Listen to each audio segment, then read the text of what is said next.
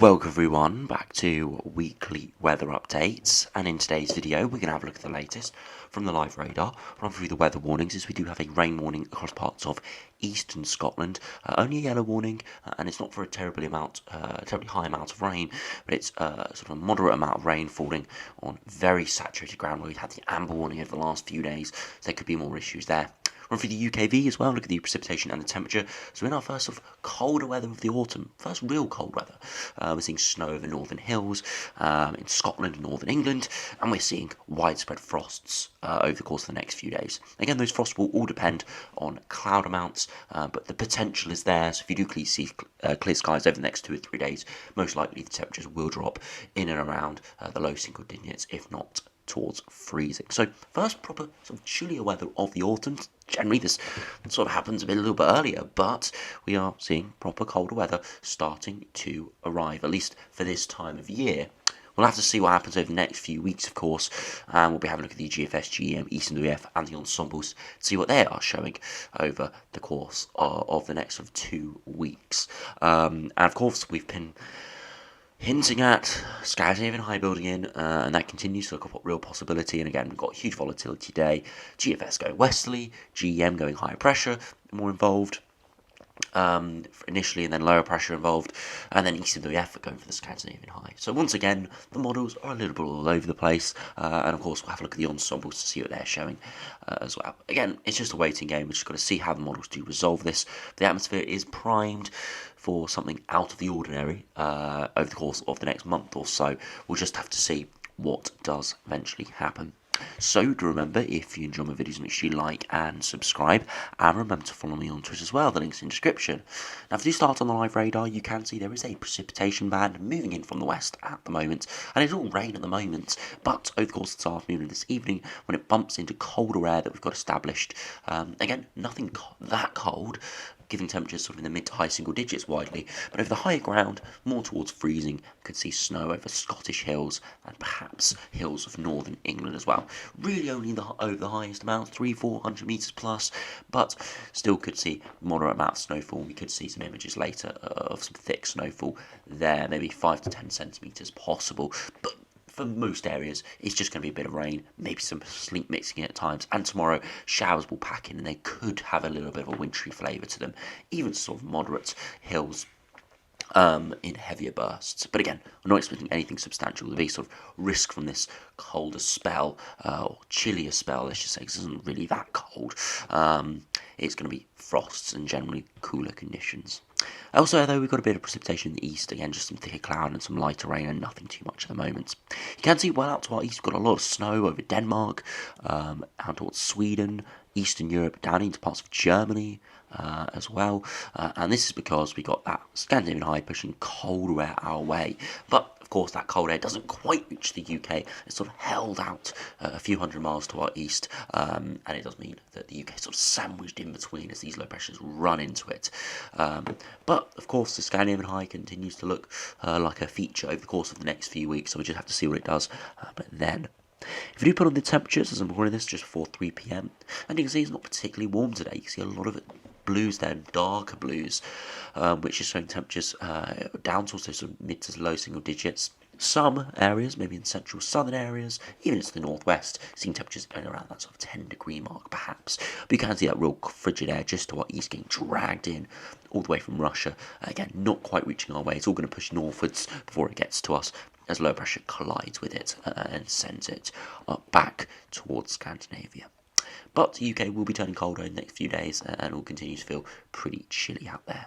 Now, if you look at the weather warnings briefly, we've got this yellow rain warning across parts of eastern Scotland there, following recent heavy rainfall totals and flooding. Further rain, heavy rain may bring some renewed but more limited flooding and disruption from 3 a.m. tomorrow until 3 p.m. A band of heavy rain will move in from the west early on Sunday morning, turning heavy at times before clearing away to the east in the afternoon.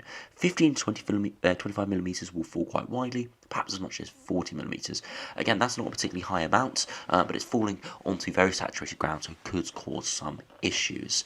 And again, high likelihood, lower end of the impact matrix. So if you're in these areas, you've definitely seen some disruption over the course of the last few days. There will probably be some more tomorrow, or the potential for more tomorrow, with this heavy rain band moving in. Of course, over the higher ground further west, could be snow. If you go to the UKV now and have a look at what the precipitation and the temperatures are doing over the next 5 days, you can see a bit of rain this morning in the far east. That's peaking away, and you see the weather front bumping in to that colder air, and watch what happens over northern hills. Across Scotland, could see some snow over the high ground, and maybe a little bit over northern hills in England as well. Again, we have a lot of evaporated cooling involved in this, so again, it could be very, very variable. It could start to snow, turn to rain, and then back to snow, or vice versa. So we'll just have to see. Again, nothing too disruptive, but there could be some snowfall over the highest ground if you are there over the next few days. Beyond that, you see that precipitation band moves eastwards, and we have a lot of showers packing in. Again, could be wintry of nature over higher ground, and even to moderate hills could see a bit of wintriness as well. So maybe some sleet, hail, or growlpool mixed in with that. Eventually, those showers tomorrow will eventually fade away, and another rain band pushes in and heads northwards. Maybe again a little bit of snow, but it sort of gets stalled to our south as it gets shoved away by the Scandinavian high before exiting out in towards Europe. Again, could be some wintriness over Scotland as colder air is digging in from the Scandinavian high, but nothing too significant. For eventually we all go westerly again, with southwesterly winds turning a little bit milder towards the middle of the week. We see this on the AH50 HP temperatures. You can see later this week, quite cold air comes into Scotland from the east, and elsewhere over the course of the next few days, it generally is below freezing at AH50 HPA, below average as well. But eventually, into next week, we see less cold air move in, more around freezing at 850 HPA. But of course, we'll be probably fueling a lot of rain bands as well with lower pressure. If you put on those 2 metre temperatures, you can see earlier this morning a bit of a frost potentially across parts of western England, down towards Wales and central southern England, and maybe down into parts of Republic of Ireland, Northern Ireland as well. Elsewhere further eastwards, more cloud, a little bit milder. Of course, this afternoon, those temperatures will not rise too much, peaking maybe 9 or 10 degrees as we saw on the live radar, but more widely around that sort of 6 to 8 degree mark. And tonight, those temperatures will fall away once again. In rural areas, could see freezing, but elsewhere, where we have a bit of cloud hovering around that 6 or 7 degree mark, of course, we've got that precipitation moving in. So again, all dependent on the timings of that. And tomorrow, those temperatures once again will not rise all too much, maybe around 7 to 9 degrees, maybe an isolated 10 degrees in the London area. But Scotland, look at that, widely mid-single digits, if not towards freezing. Sunday night, we could see again those temperatures drop away quite considerably, widely down to sort of 2 to 4 degrees. Again, rurally will be colder than that, widely below freezing in the north and Scotland. So yeah, turning very cold there before eventually turning slightly milder later in the week. But Monday, still a chilly day in the north. Look at that, close towards freezing quite widely, and further southwards only 7 or 8 degrees. And Monday night, widespread frost with clearer skies. You can see that across sort of central England and through the Midlands and Wales. There's a band of freezing air there, and that's just because we've got a gap in the cloud. So that can shift around. So that's why, it could be freezing or it could be 4 or 5 degrees, just dependent on cloud amounts. And through Tuesday, temperatures once again not rising all too much, 7 or 8 degrees. Another Tuesday night, again, very cold, chilly, a lot of frosts coming. And then by Wednesday, you can see temperatures starting to recover. And you can see for early hours of Thursday, not too much freezing there overnight. So over the next 5 days, even though the upper air temperatures are not ridiculously cold, it's going to feel really quite chilly. A lot of overnight frosts are coming. Again, will be dependent on cloud amounts, but there could be a lot of generally colder weather coming. Again, nothing too unusual for this time of year, but a lot colder than what we have had recently. Now, if you go over to the GFS now and have a look at the longer ranges showing, now you can see the Scandinavian high trying to produce easterly winds. We've got a lot of blues to our west. Lower pressure tumbling in off the Atlantic. Now, it is moving in at the moment, and will continue to move in this week. You see a bit of blob of cold air coming in from the east there, combining in Scotland, and that's why it's going to feel cold, perhaps in the middle of this week, where temperatures could hardly get above 2 or 3 degrees, maybe right around Tuesday or Wednesday time, but eventually westerly winds will win out when we go generally southwesterly and quite unsettled. High pressure around day 10 tries to ridge to our north again, but doesn't quite come off and stays fairly westerly, actually pretty flat and westerly, with a brief ridge of higher pressure there, trying to get northwards. You can see across northern Canada, trying to push high pressure northwards, but you can see all the cold air is getting contained in the Arctic. There are some colder air plunges around, but generally more of a flat westerly. Again, big differences to what we've seen recently. You see a lot of those blues all contained together. Again, it is bizarre seeing this such huge volatility, but it isn't too unexpected with this sort of blocking patterns, with conflicting climate drivers. This is what we're always going to be seeing. So we've got to keep an eye on it. As we'll see from the other models in a minute, they're showing different things. So we can't take one run on face value. We just have to keep checking them, and hopefully we'll see some consistency, and hopefully see some sort of pattern starting to properly develop in the next few days and weeks. If we go over now to the GEM, see how that does compare again, trying to push in cold air from the east, but eventually westerly winds completely win out, and we go fairly unsettled all the way to day 10. Blocking to our north, jet streams shifted further southwards, and we are generally on the colder side of the jet stream. You can see a lot of that blocking to our north means it still was quite a blocked pattern, cold air trying to get shoved out of the Arctic. You can see generally quite a lot of cool air there. Well, of course, we're going to see milder sectors, quite a strong temperature gradient, so quite strong westerly winds.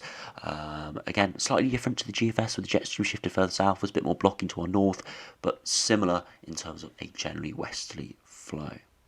If we have a look at the ECMWF, you'll see that this is completely different at day 10.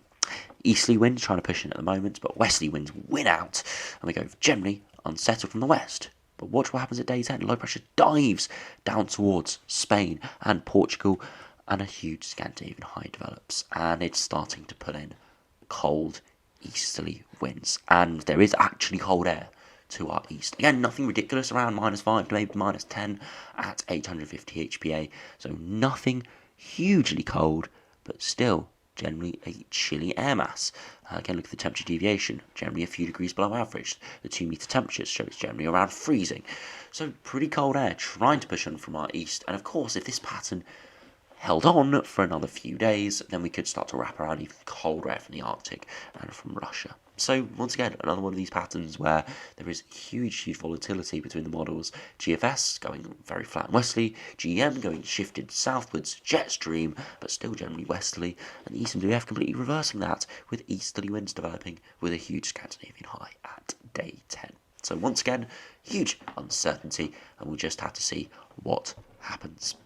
Now, if we do go over to the ensemble members and see what they're showing over the next few weeks, there's a 6 o'clock run, and it has come out now, and you can see generally we're around average. Pretty typical from what we've had over the last few days. Again, some ensemble members going very mild, some going very cold, but generally around average, maybe slightly above, trending more in the longer term, but only by a degree or so, so nothing too significant, and quite a bit of precipitation as well. So yeah, I'm looking very unsettled, and temperatures in around that average mark. So yeah, very interesting seeing that continuing today. Hopefully we do see some trends appearing, because it's pretty much all over the place at the moment, these longer range models. The trends are there for higher pressure to our north, but the models, sort of our daily models, the GFS, GM, ECMWF, and the ensembles are really struggling with finding a sort of distinct pattern, sort of sticking to it. One day they're showing easterly winds, the next day it's westerly, and then like today they're a bit split, and tomorrow they may maybe split again, but the GFS may be the colder run. So we'll have to see what happens, but once again, it's sort of an impossible situation to forecast the longer term. We've got the trends, but we're not seeing anything too concrete at the moment, but we'll just have to see. Of course, we've got a Scandinavian high at the moment, so it does show you that the atmosphere is primed for higher pressure blocking to our north. It is real possibility, because sometimes we do see these Scandinavian highs develop at day 10, but they never get to the shorter range. We have one at the moment, so it does show you the atmosphere is working in terms of getting Scandinavian highs going. So it does give some weight to it in the longer term, but we'll have to see. We need to see some real consistency before we're able to say what's going to be happening beyond the next sort of 5 to 7 days. If you also have a look at the ECMWF ensemble members and see what they are showing today, once again, it's generally around average over the next sort of 7 to 10 days. Into early December, though, bit of a trend above average by a couple of degrees, but still some very cold runs appearing there, including the control run, that thicker blue line down towards that -10 to -8 degree mark. So pretty cold, a good 5 to 10 degrees below average for the time of year. So no huge trend here, maybe slightly milder for the last few days of November and start of December, but it's only by a couple of degrees, and there are some very big colder outliers, so we'll have to see exactly what happens with that. For the time being, though, generally around average in terms of upper air temperatures, but towards the surface, it's going to feel quite cold, chillier weather generally in the next 5 days or so, and overnight frost properly starting to take over with clearer skies, and of course a bit of snow over higher ground, and maybe some more rain or some more issues from the rain in the eastern part of Scotland. So anyway, thanks for watching, hope you enjoyed, subscribe if you're new, and I'll see you again for another video soon.